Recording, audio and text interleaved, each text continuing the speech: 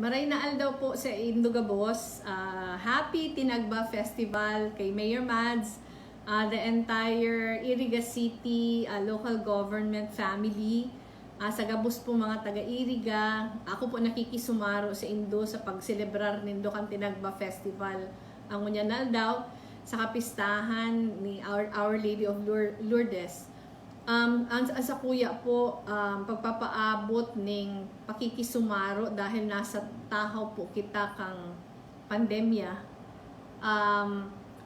Aram ko po na ibang-iba ang selebrasyon tango niya na taon. Dahil digdi, pero day gustong sabihon na mas less meaningful ang selebrasyon. So sana po daw nasa tahaw kita ning pandemya, padagos man giraray si paghanap ning kahulugan sa pagselebrar ngunya na taon. Aram ta po na ang tinagba duwa ang katuyuhan. Primero na magpasalamat sa bountiful harvest, panduwa padagos na pagpapangadji na maging productive ang satuyang mga pigtatanuman para maginhawa ang buhay kang gabos. Siring man po giraray kayan ang sa kuyang wish para sa Indugabos.